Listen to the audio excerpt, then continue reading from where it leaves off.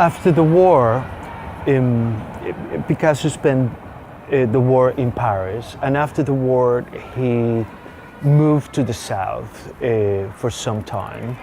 He lived in various towns, some of which he had been going to since the early teens or 20s. In 1954, he continued going back from Paris to the south. In September, he moved together with Jacqueline. He went back to his place in Saint-Augustin, in Rue Saint-Augustin in Paris. And soon after, they decided to buy a place in the south. So he bought Villa Californie. Some works which represent the studio and the interior are in the exhibition, and there are some fantastic examples of a very large series of La Californie. But in the middle of the 50s, he moved to La Californie, and he decided to move out when a building started to be erected right in front of the villa and blocking the view of the bay.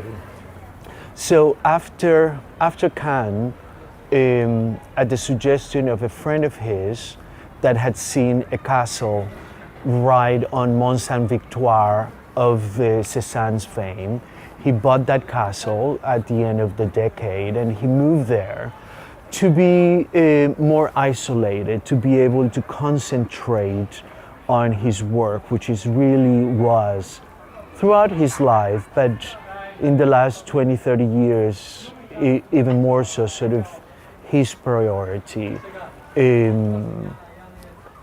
So after Vauvenargues, they moved to Mougins, and there was always the living quarters were very much reduced, as we can see from the photographs that many of the photographers he befriended, many of their photographs have come down to us as living documents. In Mougins, he moved there in the early 60s, and he stayed there till the end. So we're talking pretty much 4 different places in the Côte d'Azur, close to the Mediterranean, which he loved, which it was part of his life, from Malaga, where he was born, from Barcelona, where he spent his student years. So it was really, in a way, moving from Paris to the south, seeking the sun, seeking the traditions of the Mediterranean. It was a way for him to go back to his roots. Let's remember that at the time, politically, Spain was under the dictatorship of Franco, and Picasso was self-exiled ever since Franco's coup d'etat in 1936.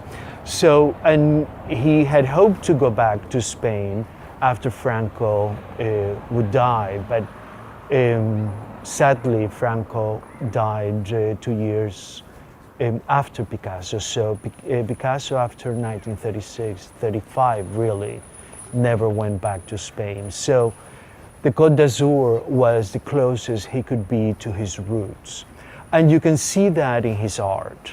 There are many works in the exhibition that speak of the Mediterranean tradition, ancient Greece, ancient Rome, the very place where he would do ceramics, in Vallauris, which is over a 2,000-year period, was a center of pottery production in the south of France. Originally it was called the Val d'Or, the Valley of Gold, and Vallauris eventually became. And so all these places have a particular significance other than they're just very agreeable places to live in for an older man.